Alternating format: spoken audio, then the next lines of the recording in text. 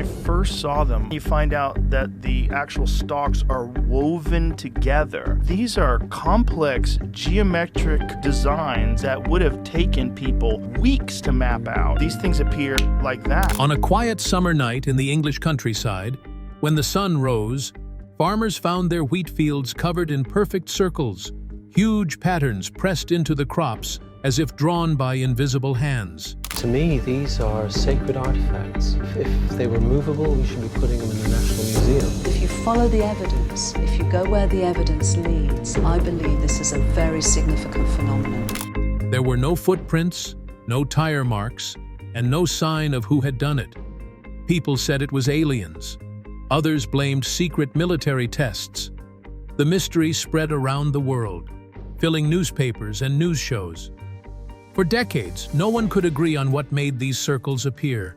Stay tuned for new discoveries that may finally reveal the truth behind one of the strangest mysteries on Earth. The first circles. Long before people talked about UFOs and alien messages, strange shapes in crops had already been part of old stories. One of the earliest came from England in 1678. A small pamphlet called The Mowing Devil told of a farmer who refused to pay a worker to cut his field. That night, the story claimed, a devil appeared and mowed the crops in perfect circles. To villagers, it was a warning about greed. Looking back, many now see it as the first written tale of a crop circle, though in truth, it described crops cut down, not bent. For the next 3 centuries, reports were rare and often ignored. Then, in the late 70s, something began happening again, this time for real. In the rolling green fields of Wiltshire, England, farmers woke up to find their barley flattened in neat circular patches. No animals, no storm damage, just large, perfect rings pressed into the crops, sometimes appearing overnight. At first, people thought it might be a weather effect, whirlwinds or unusual gusts of wind spinning through the valley. But as the patterns grew more complex, that simple idea began to fail. Some shapes looked like targets, with several circles linked together. Others had spirals or repeating arcs that looked carefully planned. Reporters arrived from London to film them. Scientists visited the fields with measuring tapes and cameras.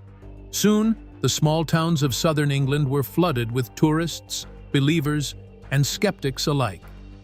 The mystery grew when similar patterns appeared in other places, across the English countryside, then in Europe, and later in North America and Japan.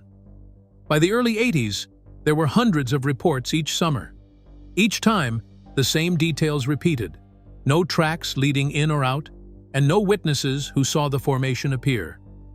Farmers often claimed the circles showed up between dusk and dawn, as if someone or something made them in total silence. Many locals connected the shapes to the area's long history of ancient monuments. Stonehenge and Avebury, both nearby, had long been linked to myths about energy lines and celestial forces. Some believed the circles marked those invisible ley lines, or perhaps messages from another world. The media quickly picked up the story, calling it a mystery written in wheat. To some, it was harmless fun. To others, it was proof that something powerful was trying to contact us. But no one, not scientists, farmers, or UFO hunters, could say who was behind it. The crop circle phenomenon had begun, and the world was hooked. The boom. By the early 80s, crop circles had become more than a local mystery. They were a global obsession. Each summer, new formations appeared across the English countryside, often close to ancient sites like Stonehenge or Silbury Hill. Farmers woke to find enormous, perfect shapes pressed into their crops. Some were simple rings. Others had several circles linked together, forming symbols that looked almost mathematical. News crews began camping out near the fields, hoping to capture one being made. None ever did. The mystery deepened. If these shapes were man-made, how could they appear so quickly and so quietly, often in total darkness? Many farmers said they heard nothing during the night. No engines, no footsteps, no tools. And the sheer size of some patterns made the idea of human pranksters seem impossible. Some designs stretched over 300 feet wide. From above, they looked like messages from the sky. Soon, scientists began to take notice. Meteorologists suggested that whirlwinds or plasma vortices might flatten crops in circular shapes. Physicists proposed that invisible energy fields in the atmosphere could somehow press the plants down without breaking them. The term plasma vortex theory became popular in newspapers, painting the circles as a natural but mysterious weather event. But these theories struggled to explain the more complex shapes, ones with straight lines, angles, and precise geometry that nature simply doesn't make. Meanwhile, UFO enthusiasts saw something different. They believed the circles were landing marks, signs left behind by alien spacecraft. Photographs of glowing lights above fields began circulating in tabloids. Some people claimed to see balls of light floating silently before a circle appeared. To believers, this was proof that visitors from another planet were trying to communicate. To skeptics, it was just imagination and coincidence. The story became so famous that Wiltshire turned into a tourist attraction. Each summer, hundreds of visitors come from across the world. Some carried cameras, others carried crystals, convinced the fields held spiritual energy. A few people even tried sleeping overnight inside the circles, claiming to feel heat or a soft vibration in the ground. Farmers often weren't pleased. Their crops were being trampled by curious crowds, but the attention was unstoppable. Newspapers loved it. Each fresh circle became front-page news. TV shows filmed long specials about the mystery of the crop circles. Experts and eyewitnesses argued live on air. One scientist might say, "It's just wind." Another would reply, "Then explain the perfect symmetry." The debate turned into a national puzzle, part science, part folklore, and part spectacle.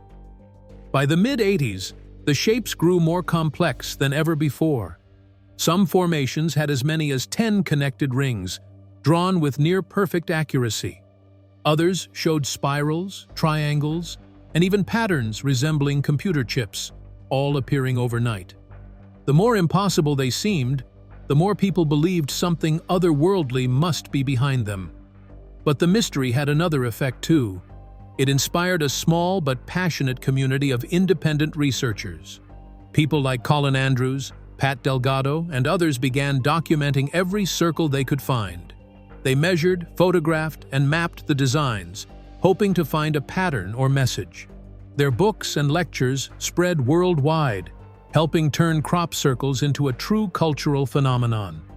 By the end of the decade, what began as strange rings in wheat fields had become one of the most talked-about mysteries on Earth. Governments were asked for explanations. Scientists kept searching for natural answers. And believers grew more certain that humanity was being contacted through symbols carved into the land. The 80s had turned quiet farmlands into the center of a global enigma, one that was about to take a shocking turn. The Great Confession. By the early 90s, the crop circle mystery had reached its peak. Each summer, dozens of new formations appeared across the English countryside, some so complex they seemed impossible to create by hand. Researchers held conferences, believers wrote books, and news outlets covered every new circle as if it were breaking news. Then, in September 1991, two ordinary men from Southampton changed everything. Doug Bauer and Dave Chorley were not scientists or artists. They were friends, both middle-aged, both with a mischievous sense of humor. For more than a decade, they had quietly watched the world debate the mystery they themselves had started. That year, they finally decided to tell the truth. In a small press conference, Doug and Dave confessed that they had made many of the crop circles using nothing more than a wooden board, a rope, and a baseball cap fitted with a wire to help them walk in straight lines. They explained that they started in 1978 after reading about strange circular marks in the news. As a joke, they went into a nearby field one night and created their own circle. The next morning, local papers ran the story, "Mysterious Circle Appears in Farmer's Field." When they saw how quickly people believed it, they decided to make more. For years, the two men worked in secret. Late at night, they would drive to quiet fields, flatten crops carefully under the moonlight, and vanish before dawn. They practiced, improved, and began adding multiple circles together. To avoid being caught, they moved to new locations each time. When they saw scientists and UFO hunters studying their creations, they laughed quietly, amazed at how convincing their simple prank had become. When reporters first heard the confession, many refused to believe it. The idea that two men with boards could trick the world seemed impossible. But then Doug and Dave offered proof. They took journalists into a field near Winchester and under bright floodlights created a perfect crop circle right before their eyes. They finished the design in under 2 hours. The next morning, aerial photos showed the same crisp, symmetrical pattern seen in previous mystery circles. It was undeniable. They had done it, and done it for years without being caught. News of their confession spread like wildfire. Newspapers that once published alien theories now ran headlines like, "Crop Circle Hoax Exposed."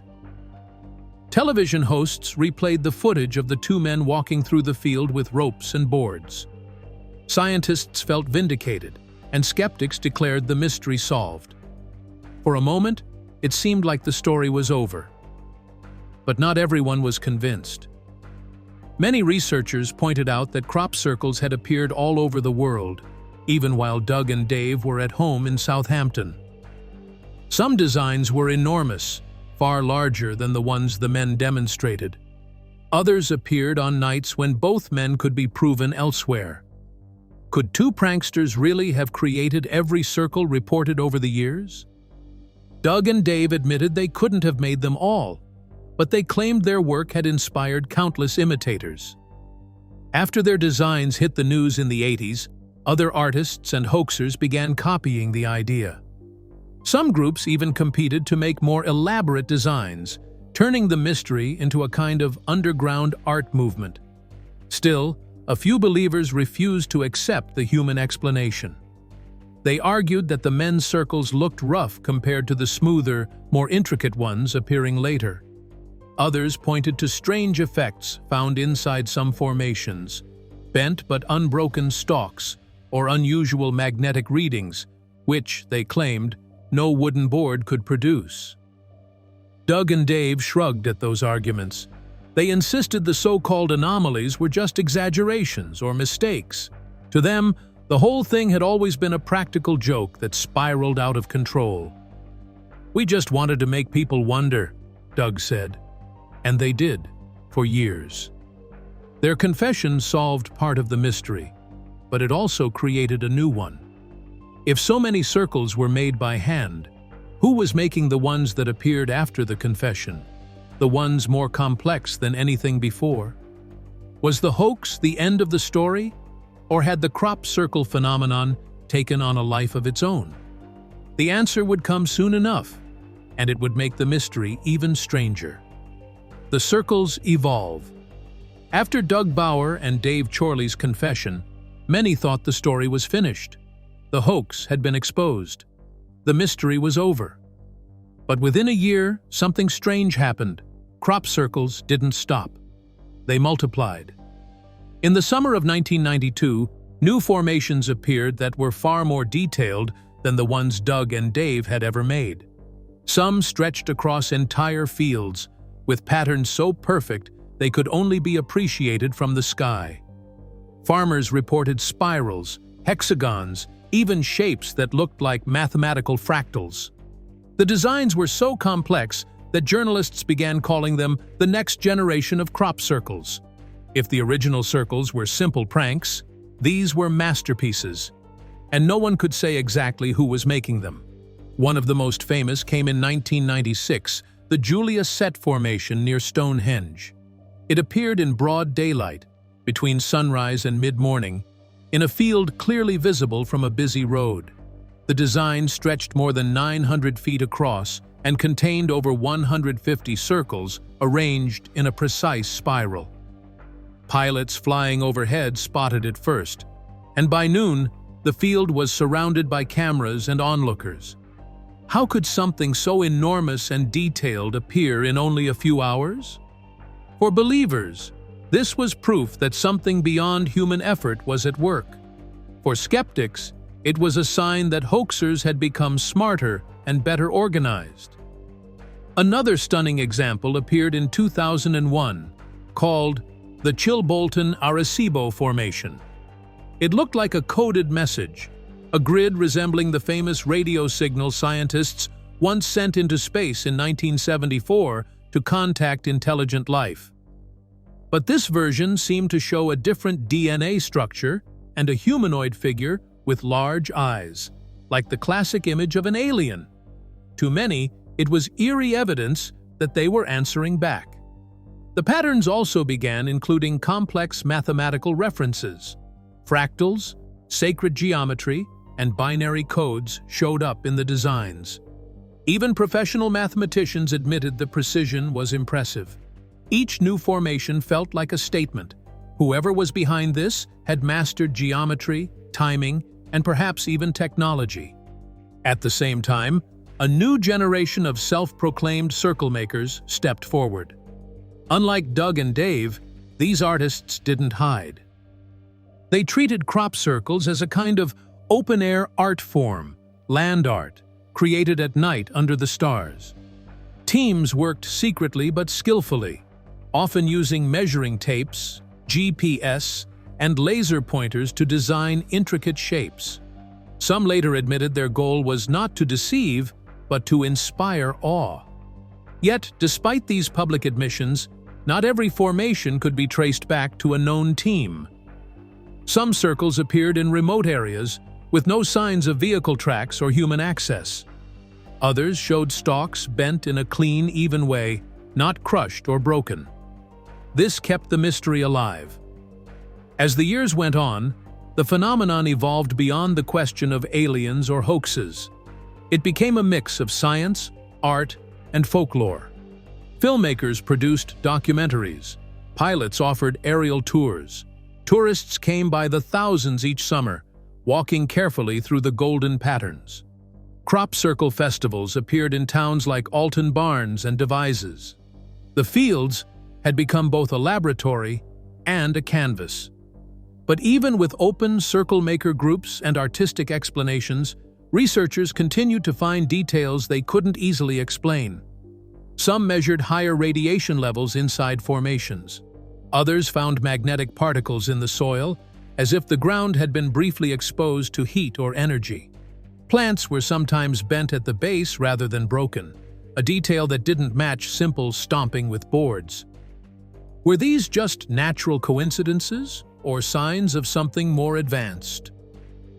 By the end of the 90s, one thing was clear. The crop circle mystery had evolved far beyond a simple prank. Whether made by hidden artists, advanced technology, or something unknown, the formations had reached a level of beauty and precision that no one could ignore. The confession may have revealed how it started, but what came next was something else entirely. A new phase where science, creativity, and mystery collided in the fields of southern England. And even the skeptics had to admit, whoever was making them, they were getting better. Science and the unexplained. As the patterns became more complex, scientists grew more interested and more divided. Some saw crop circles as a human art form worth studying. Others thought there was still something unexplainable happening in the fields. The mystery had shifted from who made them to how they were made. When investigators began examining the crops up close, they noticed something strange. In many formations, the stalks weren't broken or crushed. Instead, they were neatly bent near the base, as if softened before folding over. The plants continued to grow sideways, still alive, as though they had been heated or softened for just a moment. This detail fascinated researchers at BLT Research Team Incorporated, a small American group that began collecting plant and soil samples from the sites. They sent their findings to laboratories, claiming to discover microwave-like effects inside the circles. According to their reports, the nodes of the plants, the joints where the stalk bends, were sometimes stretched or exploded from the inside, as if exposed to short bursts of intense heat. Their conclusion was bold. The plants might have been affected by a type of energy, not mechanical pressure. Skeptics, however, were quick to challenge those claims. They argued that the samples were not collected under controlled conditions. Some of the supposed heat damage could have been caused by normal sunlight, soil differences, or even the trampling of curious visitors after the formations were discovered. Without strict scientific controls, the results couldn't be trusted. Still, the idea stuck in people's minds because it sounded like science fiction made real. Other investigators found magnetic particles in the soil, suggesting a temporary exposure to strong electromagnetic fields. A few even claimed to measure radiation spikes with handheld meters. But again, replication was rare. For every experiment that claimed something unusual, others found nothing. This pattern repeated again and again. Believers found anomalies. Skeptics explained them away. Physicists and engineers also weighed in. Some suggested that if microwaves were involved, perhaps advanced pranksters had used portable magnetrons, the same kind of device found inside microwave ovens, powered by batteries or generators. With careful direction, such energy could theoretically soften crops without burning them.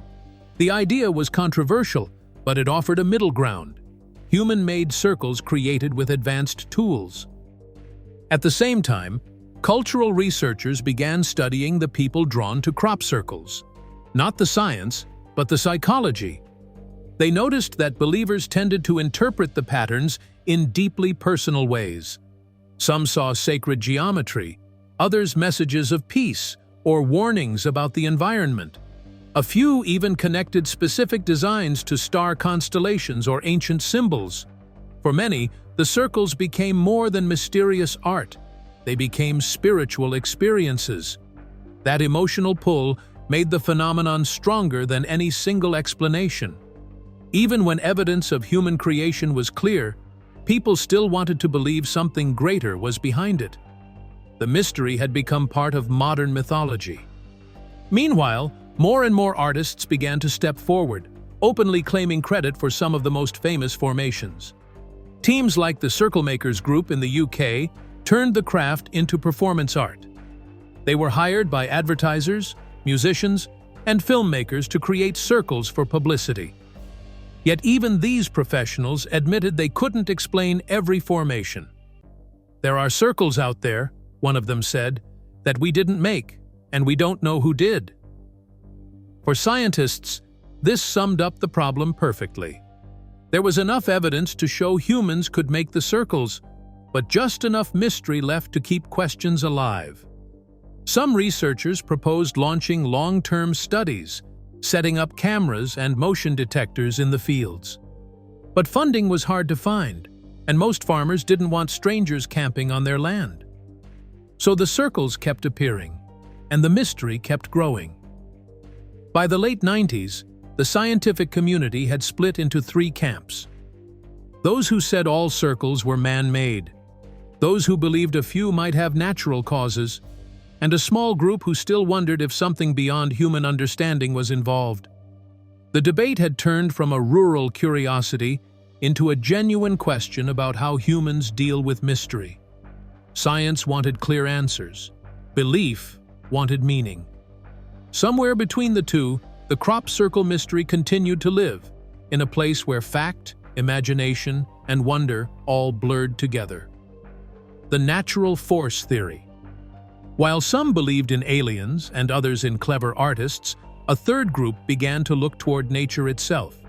Could something in the environment, weather, energy, or even the Earth's own magnetic field be shaping the crops? This idea started gaining attention in the early 90s. Meteorologists noticed that many crop circles appeared after periods of stormy weather, when the air was charged with static electricity. A few scientists proposed that plasma vortices, spinning balls of ionized air, might be the cause. Plasma is a state of matter similar to gas, but electrically charged. Under certain conditions, it can move in circular patterns, like glowing whirlwinds. These plasma vortices, according to the theory, could generate enough heat and energy to bend crop stalks without burning them. The same odd detail reported in many real formations. Physicist Terence Meaden, one of the earliest supporters of this idea, argued that the Earth's natural magnetic fields could create these plasma spirals. He believed they might form over areas known as ley lines, invisible paths of energy that some people believe run across the landscape, connecting ancient sites like Stonehenge and Avebury. The theory explained several things at once: why circles often appeared near ancient or open fields, why the stalks bent gently instead of breaking, and why the formations sometimes appeared overnight, with no human evidence left behind. But it also had problems. Plasma vortices are extremely rare, and no one had ever captured one making a crop circle on camera. Some scientists found the explanation too convenient, a natural answer that still sounded like magic. Others pointed out that many modern formations were far too detailed to be made by wind or energy. Triangles, spirals, and complex codes didn't match random plasma behavior. Even so, Meaden's theory inspired others to explore the link between nature and crop circles more seriously. Some researchers began testing soil and air samples for signs of ionization. Others recorded unusual electromagnetic readings in certain fields. A few witnesses even claimed to see small glowing orbs hovering over crops before formations appeared, lights that flickered silently, then vanished. The human form. As scientists argued and believers searched the skies, another movement quietly took shape, one that saw crop circles not as mysteries to solve, but as art to be made. By the mid-90s, a growing number of people began calling themselves circle makers. They weren't trying to trick anyone. They wanted to create beauty on a massive scale. Using wooden planks, rope, and measuring tapes, they transformed open fields into giant canvases. For them, crop circles were like outdoor sculptures, temporary, fragile, and breathtaking when viewed from above. What started as secret pranks in the dark had evolved into a global art movement. One of the best-known groups, simply called Circle Makers, was led by artists such as John Lundberg. They described their work as a blend of performance, design, and storytelling. Each circle was made in total silence, often overnight, guided only by moonlight and pre-planned sketches. They treated the fields like a stage. The act of creation was as important as the finished pattern. Over time, they developed incredible precision. They used surveying tools, laser levels, and even GPS to align shapes. What once took hours of guesswork now became a fine-tuned craft. The designs grew more ambitious: spirals, mandalas, even 3D illusions that seemed to rise from the earth. When photographs of these circles hit newspapers, many assumed they were alien messages or secret experiments. The artists rarely corrected them. In their view, the mystery was part of the art.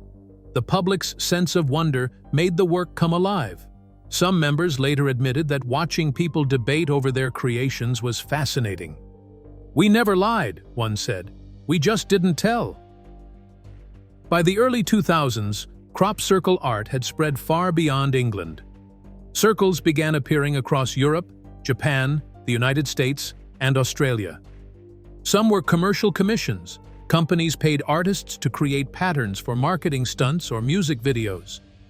Others were purely artistic, drawn in silence on private farmland with the owner's permission. Despite the openness of these artists, not everyone accepted that humans could make such perfect shapes. Each summer, new circles appeared that no team claimed responsibility for. Their sheer size and flawless geometry reignited old questions. But those inside the circle-making community had an answer for that too. Some believed that once people began creating circles, the phenomenon took on a life of its own. It became a form of communication between humans and the landscape, a blend of skill, mystery, and meaning. The artistry reached a new level in the 2010s. Drone photography allowed the public to see the full scope of each formation in real time. Social media turned every new circle into a viral event. Each summer, videos of glowing wheat fields filled with intricate shapes drew millions of views. At that point, it was clear that crop circles had become more than pranks or mysteries. They were modern folklore, a dialogue between imagination and reality. The government and media involvement. By the time crop circles became international news, the story had grown too big for just farmers and artists. Governments, the military, and the media all became part of the mystery, each in their own way. In the early 1980s, when the first modern circles appeared in southern England, the Ministry of Defense quietly began taking notice. Some of the formations had shown up near sensitive military areas, including radar stations and air bases.